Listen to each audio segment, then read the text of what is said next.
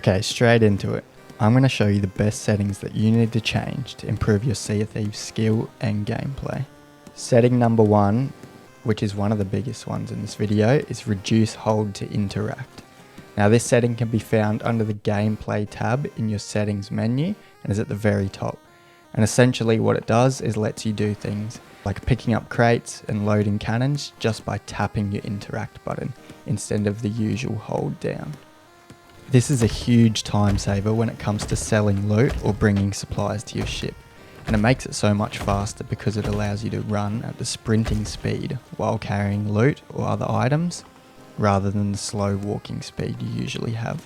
My personal favourite use for this setting, however, is that it allows you to click to load a cannonball, then switch to another weapon and be able to shoot it or reload it while also loading the cannonball at the same time. This merges these two separate actions into one, cutting your time in half.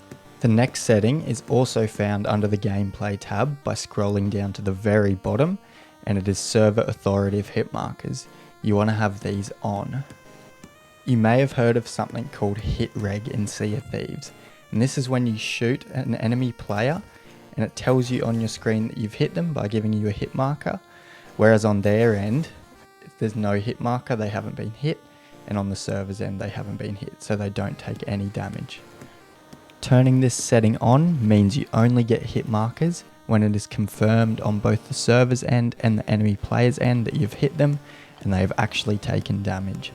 The next setting you're going to want to change is your field of view. Now this is found in the graphics settings tab and is at the very top. You want to make sure you have it set to 90, which is the max. Now this setting basically just lets you see more of your screen. You'll be able to see here the actual difference, like you can see 75 up to 90, how much more you can actually see. And this, obviously helps with enemy players or anything else that's going on in the game around you really. This next setting is also extremely useful. It is your sound effects volume. So this is found under audio settings. It's the 4th setting down, and you want to make sure you have this turned all the way up to 100. Having this setting at 100 allows you to hear clearly whether opponents are boarding your ship, raising or dropping their anchor, refilling their ammo, and many other things. As you can see in this clip here, with the sound effects high, I can hear that these opponents are both raising their anchor, so I knew I was fine to climb up their ladder and quickly get the double kill on both of them, leading to the sink and ultimately winning us the game. Now these next settings are sort of a 3-in-1.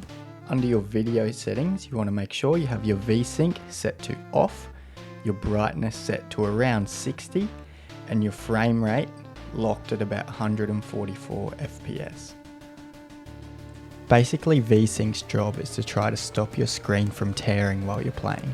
This is nice for cool cinematics, but during normal gameplay, it makes your game run a lot slower. Having your brightness set at 60 just makes the game look a lot nicer on your eyes. It also allows you to see clearly at daytime and at nighttime.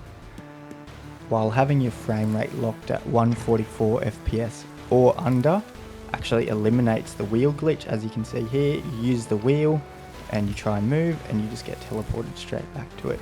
This glitch only happens when you have your FPS over 144, so in that video I had it unlocked and you can see it was causing the glitch, so anything under 144 then you're fine.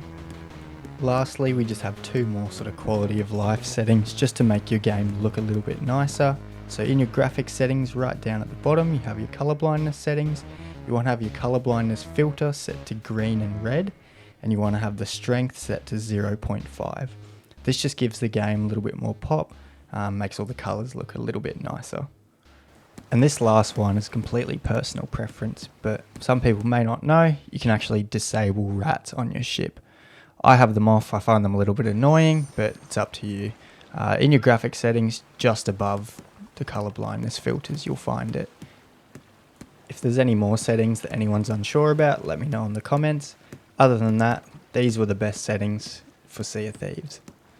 Sea of Thieves, we sail on the team. We're heading up north as far as the eye can